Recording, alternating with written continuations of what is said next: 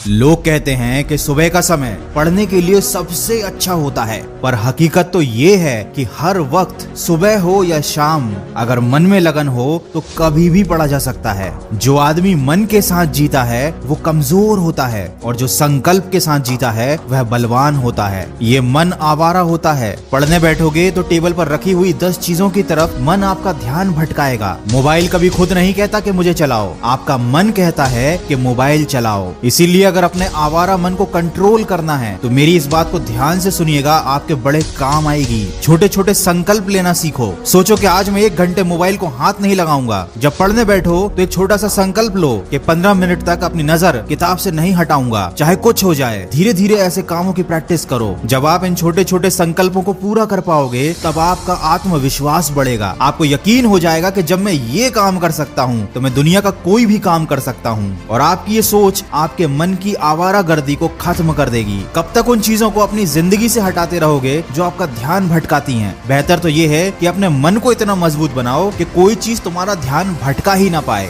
वो कहते हैं ना, सड़क से कंकर हटाने की जगह पैरों में जूता पहन लेना ज्यादा बेहतर होता है। किसी ने क्या खूब कहा है, मौत तो सबको आती है पर जीना हर किसी को नहीं आता। देखो अभी तुम्हारे पास मौका है अपनी लाइफ बनाने का, और ये मौका आने वाले समय में तुम्हारे पास नहीं रहेगा। और अगर तुमको अभी भी पढ़ाई बोरिंग लगती है तो इसका मतलब ये है कि तुमको आज तक पता ही नहीं चल पाया कि तुम पढ़ क्यों रहे हो। पढ़ाई बोरिंग होती है, सच बात है, बिल्कुल बोरिंग होती है। इसमें कोई मजा नहीं, कोई एंटरटेनमेंट नहीं, कुछ भी नहीं। लेकिन सोना भी तो बोरिंग होता है। इसमें कौन सा एंटरटेनमेंट, कौन सा मजा होता है? खाना खाना भी बोरिंग होता है, लेकिन जब नींद आती है तो सोना पड़ता है। भूख लगती है तो खाना पड़ता है। तब एंटरटेनमेंट और मजा ये सारी बातें मायने नहीं रखते, क्योंकि इनकी जरूरत नहीं है। जरूरत है तो सोने की, जरूरत है तो खाने की। ठीक वैसे ही पढ़ाई जरूरी है। मायने नहीं रखता ये बोरिंग है या मजेदार है, ये जरूरी है। क्योंकि अगर तुमने अभी अपना भविष्य बना लिया तो शायद तुम आगे अपने मन के काम कर पाओगे। लेकिन अगर मजे के चक्कर में, बोरियत के चक्कर में अभी तुमने कुछ नहीं किया तो जिंदगी भर तुम्हें वो काम करने पड़ेंगे जो तुम्हारे मन के नहीं होंगे। किसी ऐसे आदमी के नीचे काम करना पड़ेगा जिसे तुम पसंद नहीं करते हो।